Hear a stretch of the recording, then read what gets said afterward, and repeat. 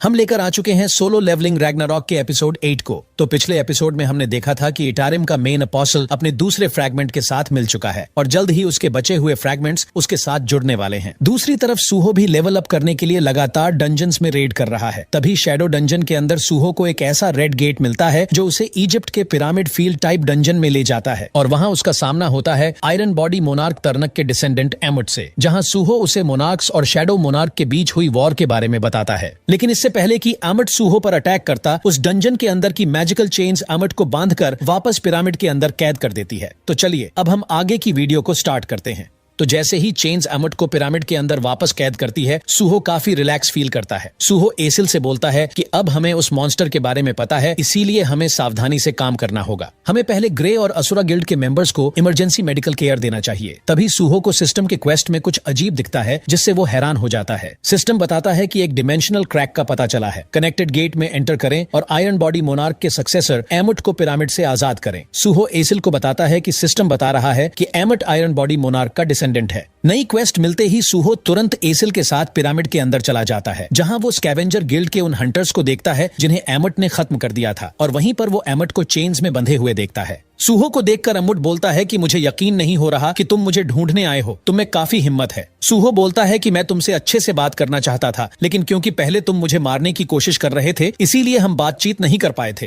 एमुट बोलता है कि तरनक से मैंने बस यही सीखा है, यदि तुम किसी की शिकायत करने जा रहे हो तो अपनी शिकायतें उसकी सड़ती हुई लाश को भेजो। उसे देखकर सूहो सोचता है कि वो बहुत वायोलेंट है, लेकिन ऐसा लग रहा है कि जैसे मैं किसी ऑनेस्ट चाइल्ड को देख रहा हूँ। मुझे यकीन नहीं हो रहा कि मैं ऐसे किसी को रिक्रूट कर पाऊंगा। सूहो उससे पूछता है कि ऐसा लगता है कि तुम्हें आयरन बॉडी मोनार्क पसंद नहीं है, लेकिन उसकी वजह क्या है? तब एमुट बोलता है कि अच्छा, तो तुम यही जानने के लिए एक्साइटेड होकर यहाँ पर आए हो, तो मेरा टाइम पास सिर्फ इस चेन में बंधे रहना है, इसीलिए मैं तुमको बता देता हूँ। मेरा नाम एमुट है। मुझे आयरन बॉडी मोनार्क तरनक और एक स्पेल कास्टर ने क्रिएट किया था। उसके बाद मुझे इन्फर्नल चेन से बांधकर इस टोम में छोड़ दिया गया जो अनडेड से भरी हुई है। ये सुनकर सूहो पूछता है कि क्या तुम इन चेन्स को नहीं तोड़ सकते? तब एमुट उसे बताता है कि ये चेन्स मैजिक से बनी हुई है। अगर मैं इन्हें तोड़कर बहुत दूर भी चला जाऊं, फिर भी ये वापस आ जाती है। इन चेन्स की वजह से मैं कभी इस टोम के डेप्थ में नहीं जा पाया। मैं कभी तरनक और उस स्पेल कास्टर को माफ नहीं करूंगा जिसने मुझे इस तरह रहने पर मजबूर किया। सूहो सोचता है कि सिस्टम ने मुझे एमुट को फ्री करने का क्वेस्ट दिया है, इसीलिए मुझे किसी भी तरह उन मैजिकल चेन से छुटकारा पाना ही होगा। लेकिन अगर ये चेन्स बार बार वापस आ जाती हैं, तो मैं इनसे कैसे छुटकारा पाऊंगा? अगर बस उन खूंटियों को उखाड़ने से काम हो जाता तो एमुट ने ये पहले ही कर लिया होता। इसके बाद सूहो पूछता है कि क्या पिरामिड के मॉन्स्टर्स पहले से यहाँ मौजूद थे जब तुम्हें अंदर बंद किया गया था? एमुट हाँ बोलते हुए बताता है कि वो सब मुझसे पहले यहाँ मौजूद थे। तब सूहो समझ जाता है कि इस डंजन का बॉस एमुट नहीं बल्कि कोई और है। इसके बाद सूहो एमुट से पिरामिड में छिपे बड़े स्टील के गेट वाले रूम के बारे में पूछता है। एमुट बताता है कि मैं सिर्फ इस रूम के बारे में जानता हूँ। इन चेन्स की वजह से मैं कभी इस पिरामिड की डेप्थ में जा ही नहीं पाया। ये सुनकर सूहो सोचता है कि अजीब बात है, क्योंकि एमुट अगर अंदर घूमता भी रहता तो कोई दिक्कत नहीं होनी चाहिए थी, लेकिन स्पेलकास्टर ने एमुट के यहाँ से एक निश्चित दूरी पर जाने के बाद चेन से रोक लगा दी। मतलब कि चेन्स एमुट को कुछ दूर तक ही जाने देती है, उसके बाद वापस उसे कैद कर देती है। इसके बाद सूहो एमुट से बोलता है कि अगर मैं तुम्हें यहाँ से फ्री कर दूं तो क्या तुम मेरी एक रिक्वेस्ट सुनोगे? ये सुनकर एमुट हैरान हो जाता है और बोलता है कि तुम जो भी करो, अगर तुम मुझे आजाद कर पाए तो मैं वही करूंगा जो तुम कहोगे। इसके बाद एमुट पूछता है कि क्या तुम स्पेल कास्टर को मार डालोगे जिसके बारे में हमें कुछ नहीं पता, या फिर तुम्हें स्पेल को हटाने का तरीका मिल गया है, लेकिन अगर तुमने मजाक में ऐसा बोला है तो तुम जानते हो कि तुम्हारे साथ क्या होगा। तब सूहो बोलता है कि कुछ भी करने से पहले मेरी बात सुनो, मैं इस डंजन को डिस्ट्रॉय करने जा रहा हूँ। ये सुनकर एमुट चुप हो जाता है। सूहो बोलता है कि चेन्स की वजह से तुम इस डंजन के डेप्थ में नहीं जा सकते हो, और अगर स्पेलकास्टर यही चाहता था तो लगता है कि उसे चिंता थी कि कहीं तुम डंजन के बॉस को ही ना मार दो। मतलब डंजन के बॉस को बचाने के लिए तुम्हें पिरामिड के डेप्थ तक नहीं जाने दिया जा रहा है। लेकिन अगर डंजन बॉस को मारने के बाद डंजन डिस्ट्रॉय हो जाता है तो ये चेन्स डंजन बॉस को बचाने वाला अपना पर्पस खो देंगी, और अगर उनका पर्पस ही खत्म हो जाएगा तो उन चेन्स का भी कोई मतलब नहीं रह जाएगा। सूहो की बात सुनकर एमुट हंसते हुए बोलता है कि ये मजेदार आइडिया है। इसके बाद सूहो शैडो डंजन का गेट खोलता है ताकि एमुट के अंदर जाते ही सूहो गेट बंद कर दे और उसे चेन से छुटकारा मिल जाए, लेकिन चेन्स उसे गेट के अंदर नहीं जाने देती। तब एमुट बताता है कि जैसे ही मेरे मन में यहाँ से निकलने का ख्याल आता है, ये चेन्स मुझे जकड़ लेती है। हालांकि सूहो को पता था कि चेन्स उसे अंदर नहीं जाने देंगी, इसीलिए सूहो एक प्लान बनाता है। वो बताता है कि हमारे प्लान में दो चीजें हैं जो हमें करनी है। पहला ये कि मुझे और एसिल को जाकर बॉस को हराना होगा और इस पूरे डंजन को गिराना होगा। एक बार जब ये काम पूरा हो जाएगा तब हम दूसरा काम करेंगे। दूसरे में हमें पिलर के डिस्ट्रॉय होते ही चेन्स को अपना काम करने से रोकना होगा। उसके बाद एमट चेन से फ्री हो जाएगा, जिसके बाद हम लोग शैडो डंजन में चले जाएंगे। अमुट बोलता है कि अगर इनमें से कोई एक काम पूरा नहीं हुआ तो क्या पूरा प्लान फेल हो जाएगा। तब सूहो बताता है कि मेरे पास बैकअप प्लान भी है। अमुट बोलता है कि अब जो भी हो मेरे यहाँ फंसे रहने से तो बेहतर ही होगा। इसके बाद सूहो एसिल को लेकर और बेरू को अमुट के साथ छोड़कर उस रूम में चला जाता है जहाँ इस डंजन का मेन बॉस रह रहा था। उसके जाते ही बेरू रोने लगता है और बोलता है कि यंग मोनार्क, आपने मुझे अपने साथ रखने की बजाय इस अनसिविलाइज्ड रेप्टाइल के पास क्यों छोड़ दिया। बेरू की बात सुनकर अमुट बोलता है कि तुम फ्रूट फ्लाई की तरह रिएक्ट करना बंद करो एंट। ये सुनकर बेरू अमुट से बोलता है कि क्या तुम मेरी ओरिजिनल बॉडी के हाथों मरना चाहते हो। उसकी बात सुनकर अमुट हंसने लगता है। वो बोलता है कि किसने सोचा था कि वो बच्चा शैडो मोनार्क का बेटा होगा। अमुट सोचता है कि मैं टोम्ब के अंदर इससे ज्यादा कुछ नहीं कर सकता। शैडो मोनार्क के बेटे को अंदर गए हुए काफी समय हो गया है। अगर वो डंजन बॉस को नहीं मार पाया तो पूरा प्लान फेल हो जाएगा। दूसरी तरफ अगर इन चेन्स ने मुझे फ्री नहीं किया तो भी प्लान फेल हो जाएगा। हालांकि किसी वजह से मुझे उसकी आवाज में कन्विक्शन फील हो रहा था। तर्नक, तुमने क्लेम किया था कि फिजिकल स्ट्रेंथ ही ट्रू पावर होती है और यही सोच के तुमने मुझे बनाया था, लेकिन हमसे वीक बीइंग्स भी इतने बड़े लग सकते हैं। वो बच्चा शायद मुझे इस जगह से फ्री कर सकता है। दूसरी तरफ हम सूहो और एसिल को देखते हैं जो पिरामिड के अंदर के मॉन्स्टर्स को मारते हुए बॉस के रूम की तरफ पहुंच रहे थे और लगभग सभी को मारने के बाद सूहो और एसिल को थ्रोन में बैठा हुआ इस डंजन का बॉस दिखाई देता है। सिस्टम के थ्रू सूहो देखता है कि ये टोम्ब का वार्डन शिका है। सूहो को देखते ही शिका डायरेक्ट सूहो पर अपनी सैंड पावर के साथ अटैक करता है, जिससे बहुत सारी सैंड सूहो की तरफ बढ़ती है। सूहो अपनी सोर्ड से स्टॉर्म स्लैश का यूज करते हुए उसके अटैक से निकल आता है, लेकिन तभी शिका अपनी सैंड से उसे पकड़ लेता है। सूहो समझ गया था कि सैंड की वजह से उसके पास जाना आसान नहीं होगा। इसके अलावा वो लगभग ए रैंक का है। सूहो सोचता है कि ऐसे में मेरा माना जल्दी खत्म हो जाएगा, मुझे इसे जल्द से जल्द खत्म करना होगा। तभी एसिल अपनी सोर्ड फेंकती है और सूहो रूलर्स अथॉरिटी का यूज करते हुए उस पर अटैक कर देता है। सूहो तुरंत सैंड से बाहर आते हुए एसिल को बॉन्ड बनाने के लिए बोलता है। ये सुनकर एसिल खुश हो जाती है। इसके बाद एसिल बॉन्ड बनाने लगती है। पहली बार जब सूहो ने एसिल के साथ बॉन्ड बनाया था तब उसका चार्ज रेट बहुत कम था, लेकिन अब एसिल ने इस बॉन्ड स्किल की चार्ज रेट बढ़ाने का तरीका सीख लिया था। एसिल ने हर रेड के दौरान जितने भी मॉन्स्टर्स को खत्म किया था उसने उनकी सोल को एब्जॉर्व कर लिया था और इसी से एसिल की बॉन्ड स्किल का चार्ज रेट बढ़ता है। क्योंकि एसिल अब तक बहुत सारे गॉब्लिन्स और मॉन्स्टर्स को खत्म कर चुकी थी, इसीलिए इस बार बॉन्ड स्किल की पावर बहुत खतरनाक हो चुकी थी। बॉन्ड स्किल कंप्लीट होते ही सूहो एसिल की डेमोनिक पावर के साथ शिका की तरफ जंप करता है। बॉन्ड स्किल यूज करने की वजह से एसिल थक कर गिर जाती है और सोचती है कि अब तक मैं उनके ज्यादा काम नहीं आई, लेकिन मुझे उम्मीद है कि इस बार मैं उनकी हेल्प कर पाऊंगी। सूहो और शिका एक दूसरे पर अटैक करते हैं, लेकिन इस बार एसिल की बॉन्ड स्किल का चार्ज रेट इतना पावरफुल था कि सूहो के एक ही अटैक से शिका धूल बनकर उड़ जाता है। डंजन बॉस शिका के मरते ही पिरामिड गिरने लगता है, जिससे बेरू और अमट समझ जाते हैं कि सूहो ने बॉस को हरा दिया है। पिलर्स के गिरने की वजह से अमट को बांधने वाली चेन्स टूटकर गिर जाती है। इसके बाद बेरू अमुट से बोलता है कि मगरमच्छ मेरे पीछे आओ, हमें यंग मोनार्क के पास चलना है। अमुट आगे बढ़ते हुए सोचता है कि अगर अब मेरे रास्ते में ये चेन्स ना आए तो मैं तरनक से आजाद हो जाऊंगा। अमुट को वो सभी दर्दनाक यादें दिखाई देती हैं जो उसे तरनक और स्पेलकास्टर ने दी थी। उसे लगातार पावरफुल बनने के लिए दर्द दिया जाता था। रोज उसे तरनक द्वारा मारा और स्पेलकास्टर द्वारा जिंदा किया जाता था और एक हद के बाद अमुट अपनी आंख निकालकर दर्द का मजा लेने लगा और इस दर्द के दौरान उसके मन में एक ही इच्छा थी कि वो बाहर जाकर एक बार फिर उस नेचर को देख सके जो उसने बचपन में देखा था। लेकिन जैसे ही अमुट अपना पहला कदम बढ़ाता है, चेन्स फिर से अपीयर हो जाती है और चेन्स का वो पार्ट जो पिलर में गड़ा रहता है वहीं आकर अमुट पर अटैक करता है। ये देखकर बेरू को पसीने आ जाते हैं और अमुट डैमेज हो जाता है। चेन्स के बाकी हिस्से भी अमुट की तरफ आने लगते हैं। अमुट को लगता है कि चेन्स इस बार उसे पकड़ने के लिए नहीं बल्कि उसे मारने के लिए आ रही हैं। इससे पहले कि और भी चेन्स अमुट को लगती, वहां पर सूहो आ जाता है और जंप करते हुए उन चेन्स को किक करता है, लेकिन वो देखता है कि चेन्स वापस अमुट की तरफ मुड़ गई हैं। अब चेन्स को रोकने के लिए सूहो अपना बैकअप प्लान यूज करता है। सूहो तुरंत शैडो डंजन का गेट खोल देता है और उन चेन्स को उसके अंदर किक करने लगता है, जिसके बाद वो चेन्स शैडो वर्ल्ड में चली जाती है और वहीं खतरनाक तरीके से घूमने लगती है। ये सब देखकर अमुट सोचता है कि सूहो, आखिर तुम मेरे लिए इतना खून खराबा क्यों कर रहे हो। सूहो लगातार आ रही चेन्स को मारकर शैडो डंजन की तरफ मोड़ रहा था, लेकिन चेन्स इतनी हार्ड थी कि सूहो की बोन्स हिम्मत हार रही थी। चेन्स लगातार अमुट की तरफ आती जा रही थी, लेकिन तभी अमुट सूहो की हेल्प करने के लिए चेन्स के सामने आ जाता है और सोचता है कि अब मैं समझ गया कि क्यों सभी मोनार्क्स शैडो मोनार्क से हार गए। इसके बाद अमुट सूहो से बोलता है कि हमें इस गेट पर दांव लगाना है ना, तो चलो साथ मिलकर फाइनल स्ट्रगल करते हैं। जिसके बाद सूहो और अमुट दोनों शैडो डंजन में चले जाते हैं। इसके बाद हम देखते हैं कि शैडो डंजन में एसिल को होश आ जाता है, जहां उसके पास बेरू आता है। एसिल बोलती है कि यंग मोनार्क ने मुझे बेहोश होने के बाद यहाँ भेज दिया था, अब वो कहाँ है और अमुट का क्या हुआ। बेरू उससे बोलता है कि धीरे बोलो, वो अभी आराम कर रहे हैं। सूहो को देखकर एसिल खुश हो जाती है। वो सूहो और अमुट को आराम करते हुए देखकर सोचती है कि यंग मोनार्क आपने कर दिखाया। वापस उठने के बाद सूहो, एसिल और बेरू अमुट के पास जाते हैं। हालांकि चेन्स शैडो डंजन में भी अपना काम करती रहती हैं। भले ही अमुट चेन्स में वापस बंध गया था, लेकिन अब वो उस जगह से आजाद हो चुका था। सूहो बोलता है कि मैं तुम्हें चेन्स से आजाद नहीं कर पाया और तुम यहाँ से नहीं निकल पाओगे, तो क्या तुम अपना प्रॉमिस पूरा नहीं करोगे? तब अमुट बोलता है कि चिंता मत करो, तुमने मुझे टोम्ब से बाहर लाने का प्रॉमिस किया था, जो कि तुमने पूरा किया। भले ही यहाँ चेन्स हैं, लेकिन यहाँ पर मैं ज्यादा बड़ी जगह में मूवमेंट कर सकता हूँ। ये जगह टोम्ब से बहुत कंफर्टेबल है। ये सुनकर सूहो सोचता है कि अमुट की टोन पहले से बहुत चेंज हो गई है। तभी अमुट सूहो को पकड़कर वहीं एक ऊंची जगह में ले जाता है। वो सूहो को उतारकर शैडो वर्ल्ड को ऊपर से देखता है। अमुट बोलता है कि हालांकि ये जगह धुंधली है, लेकिन मैं इस जगह के नेचर की असीम सुंदरता को फील कर सकता हूँ। जैसा कि मैंने प्रॉमिस किया था, मैं तुम्हारे पीछे हमेशा चलूंगा यंग मोनार्क। और ये सुनकर सूहो खुश हो जाता है। सिस्टम से अलर्ट आता है कि आपने आयरन बॉडी मोनार्क के सक्सेसर को अपने टीममेट के रूप में रिक्रूट कर लिया है। अमुट को मिलाकर सूहो अब 3 मोनार्क्स के डिसेंडेंट्स को रिक्रूट कर चुका है। सूहो का लेवल अप हो जाता है और ये क्वेस्ट कंप्लीट हो जाती है।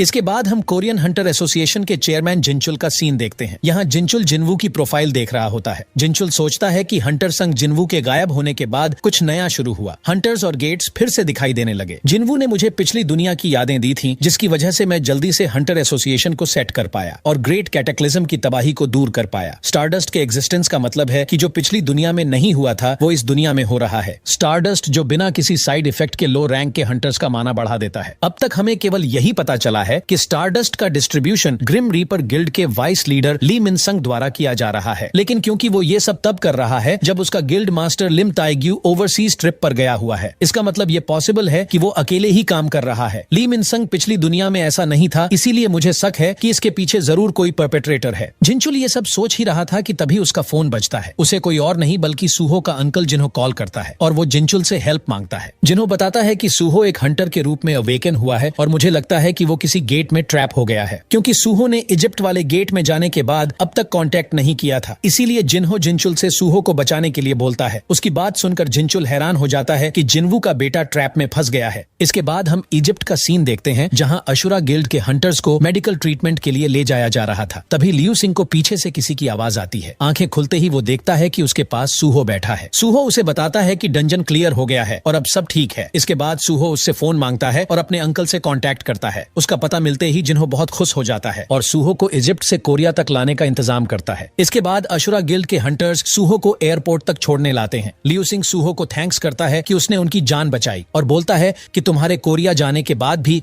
हम कांटेक्ट में रहेंगे। वहीं सूहो सोचता है कि अंकल ने मेरे बारे में हंटर एसोसिएशन को भी बताया है, इसीलिए मुझे हंटर एसोसिएशन जाना पड़ सकता है। इसके बाद सूहो एयरपोर्ट में जाते हुए लियू सिंह को अलविदा कहता है। सूहो को देखकर लियू सिंह सोचता है कि वो बी रैंक हंटर होकर मॉन्स्टर्स को समन कर सकता है, फाइट कर सकता है और खुद को ट्रांसफॉर्म कर सकता है। हमें उस पर नजर बनाए रखनी चाहिए। सूहो प्लेन से इसीलिए जा रहा था क्योंकि कोरिया से जुड़ने वाला गेट बंद हो गया था। बेरू बोलता है कि प्लेन में ट्रैवल किए हुए काफी समय हो गया है। सूहो अब 35 लेवल तक पहुंच चुका था, इसीलिए वो बेरू से पूछता है कि अब मुझे किस रैंक में होना चाहिए। बेरू बताता है कि मेरे हिसाब से अब आप ए रैंक के आसपास हैं। ये सुनकर सूहो सोचता है कि मेरी तैयारी लगभग पूरी हो चुकी है और अब ली मिनसंग और इटारिम के अपोस्टल पर काउंटर अटैक करने का टाइम आ चुका है। आज की ये वीडियो यहीं पर खत्म होती है। अगर आपको वीडियो पसंद आई हो तो नेक्स्ट पार्ट के लिए लाइक करना मत भूलना। मिलते हैं नेक्स्ट वीडियो में।